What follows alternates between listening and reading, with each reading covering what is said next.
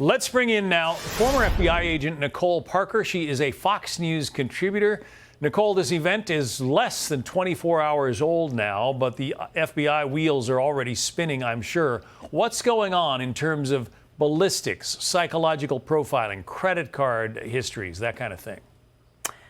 Well, those are all very important questions and key elements to this investigation. Obviously, ballistics will be looked at very closely. Our evidence response team, also known as ERT at the FBI, showed up to the scene immediately to the lobby of the hotel. They gather all of the evidence in a way that would be perfectly ready to appear in court because, as we know, this individual is still alive and there will be a court proceeding, and I do believe that he will receive the fullest extent of the law.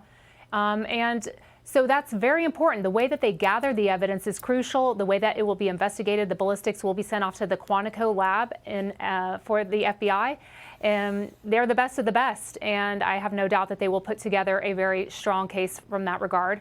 When we talk about the credit card charges, that's extremely important. They want to see his spending patterns. What was he doing? What was he buying? When did he purchase the firearms? When did he purchase the knives? When did he purchase the ammunition? What else was he doing? Who else was he interacting with?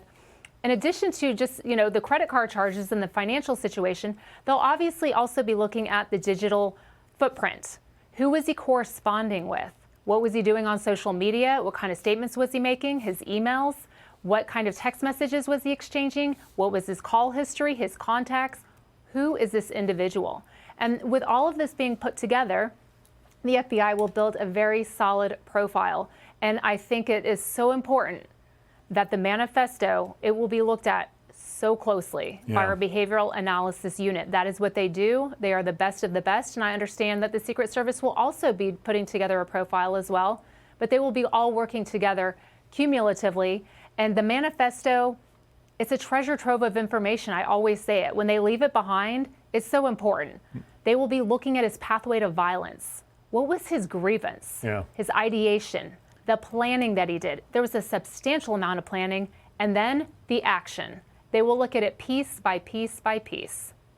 Having read it, it seems virtually like a guilty plea, but we'll leave that up to the courts. Harrison Fields, Harrison Fields is a former special assistant to the president. He says he was there last night and was kind of concerned over the level of security. I want to play this sound and then get your thoughts.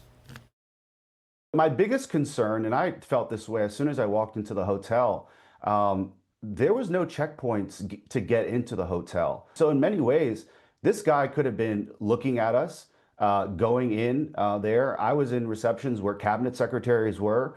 There was a VIP reception right off the main ballroom where cabinet secretaries were, where the president could have been. And there was no security apparatus leading up to that point. So I think there's going to have to be a buffer.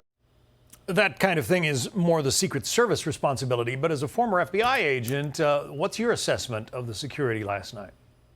Correct. That would be up to the Secret Service. But when I was a special agent with the FBI, I worked events. I actually worked an event that President Trump was at when I was a special agent.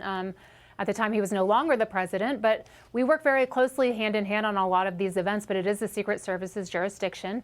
And, there's always room for improvement. President Trump is the most powerful man in the world. And his safety and security is of the primary importance, not just to our country, but he is a leader across many nations and helpful to many across the world. And it's important that we keep him safe. And these vulnerabilities are going to be looked at very closely. There's always an after-action review. They will look at everything that could have been done better. But when I hear that individuals speak about their experience with the security, yes, it's quite alarming. Some of those things are quite concerning. And I know that President Trump has been extremely gracious in saying, you know what, they did a phenomenal job. They got nowhere near me. They were about 50 yards away. But you don't even want, in law enforcement, you don't even want someone inside the building, even near where they could have entered that hallway. Sure. But again, it is a hotel. That makes it a very vulnerable location. They can't make every single individual leave. But it's expressed in the manifesto that he actually had done his homework, the shooter, and he said that he was very surprised by the insane incompetence of the security, that he had checked into the hotel and that they were able to, he was staying there at the hotel and, he was able to breach the magnetometer. Yeah, he certainly had an inflated view of his capabilities, that's for sure. Nicole Parker, formerly with the FBI, a Fox News contributor. Thank you. Thank you. Be sure to like and subscribe for all the Fox News latest on YouTube and catch full shows streaming now on Fox One.